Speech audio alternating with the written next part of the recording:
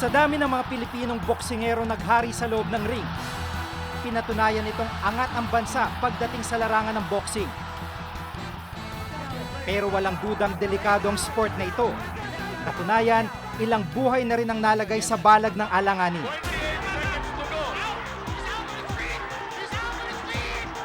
Wala, ayaw nang masising ang bata. Dapat dali na yan sa ospital. Pero tila hindi ito sapat na dahilan para pigilan ang mga nagnanais na pasukin ang larong ito, maging ang mga kabataan.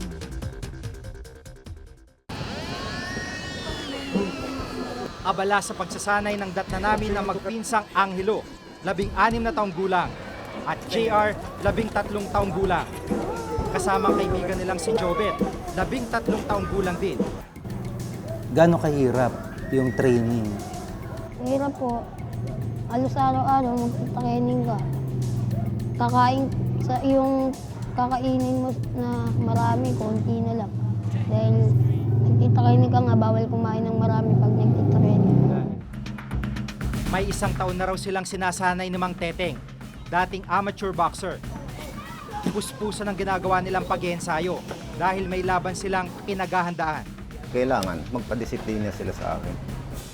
At saka bago ka papasok dyan, alam mo na ang mangyari at alam ng magulang nila na kung mabalian, kagaya sa akin, aanuhin ko naman na titingnan ko kung kaya ng lakas, kaya ng galaw, pagpatuloy ko. Kapag hindi nila kaya, hindi ko pagpatuloy dahil katawan nila, katawan ko rin yun.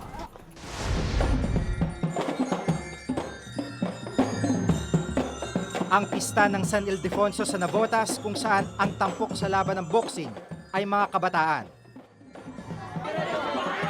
Halos 10 taon nang ginagawa sa Navotas ang ganitong palaro. Sa araw na ito, muling sasabak sa boxing si Angelo. At ang kanyang magiging kasagupa ang 14 na taong gulang na si Jeric.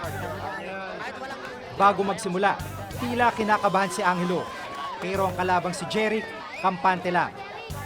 Nang magsimula ng laban, unti-unting nagkumpulan ng mga tao para sila'y panoorin. 2 minutong ibinigay na oras ng laban. Unang nagbitaw ng suntok si Angelo.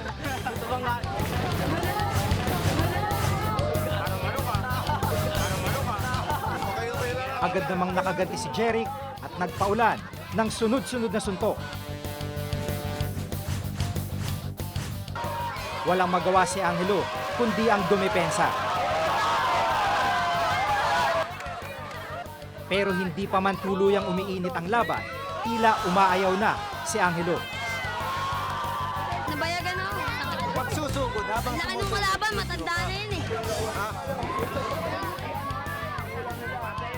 Upang makabawi ng lakas si Angelo, itinigil muna ang oras at maya-maya pa, muling itinuloy ang laban. round 2 tayo, round 2 ha.